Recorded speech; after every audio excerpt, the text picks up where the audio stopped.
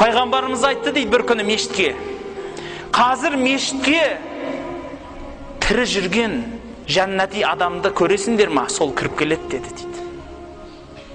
Көрейік о кісіні, кім екен дедік. Бір кісі кірді. Намазға кіргендей дәрет алған, үстінен су тамып тұр сақалдарынан. Ассаламу алейкум деп амандасып кірді. Сол қолында аяқ киімі бар. Оң қол емес, байқадыңыз ба қандай әдеп? Сол қолында аяқ киімі бар. Кіріп келіп, үндемей қатарға отырды. Екінші күні де дәл солай болды. Тірі жүрген жәннати адамды көргілерің келсе, қазір мешітке кіреді деді. Тағы да сол адам кірді. Үшінші күні тағы да сондай сөз болды. Бір сахаба барып ол кісінің үйіне сылтау айтып 2-3 күн бірге жатып түнеді. Көрді, қандай амал жасайды екен, қандай кісі екен. Қарапайым, қатардағы мұсылман. Түнімен тұрып намаз оқымайды, жоқ. Құптанды оқиды. Таң намазына бірақ тұрады. Болды, қарапайым.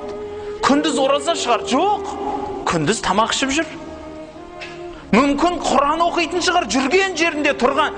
Қари емес, Құран жаттамаған көп. Кішкентай ғана 3-4 сүре біледі. Ендігім сонда ол. Намазы қарапайым, оразасы ондай емес, Құраны ондай емес. Қандай адам? Ақыры шыдай алмай сұрайды. Сіз пайғамбар мақтайтын не тірлік істедіңіз сонша дейді. Білмеймін. Пайғамбарымыз бірақ бір айтқан сөзі бар. Ей пәленше, сенің маған бір ісің ұнайды.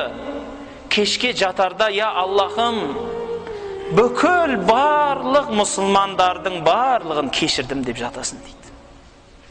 Таза жүрекпен жатады да. Жүрегі тап-таза. Ұйқысы да тыныш болады сол үшін. Қорылдап тұрып, қанып ұйықтайды. Білесіз ба? Византия империясының патшасы Омар халифаға хат жіберіпті дейді.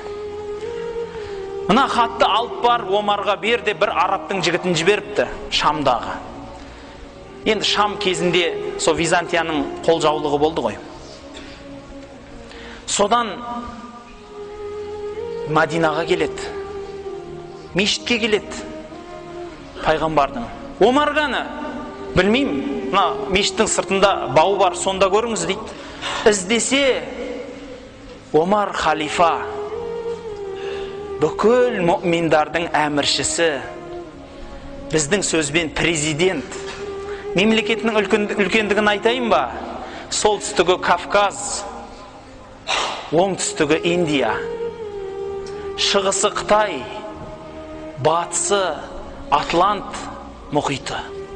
Осындай үлкен император аяқ киімін басына жастық қылып, құрма ағашының түбінде қорылдап ұйықтап жатыр дейді. Жанында бір қарауыл жоқ.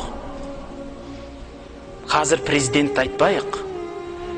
Қарапайым фирманың бастығы жанына көзіне қарашки таққан бойы 2,5 метрлік жігіт ұстап жүрмесе тиіс жүрамайды. Қорқады. Неге? Бауырлар, Құдайды ұмытып кететін сияқтымыз. Сонда әлгі араб Омардың жанына келіп айтты дейді. Ей Омар, әділдік жасадың, әділ болдың.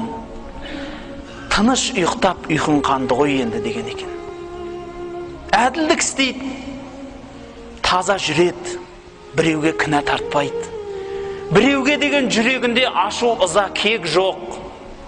Ұйықтайды да рахаттанып, қалаған жерінде.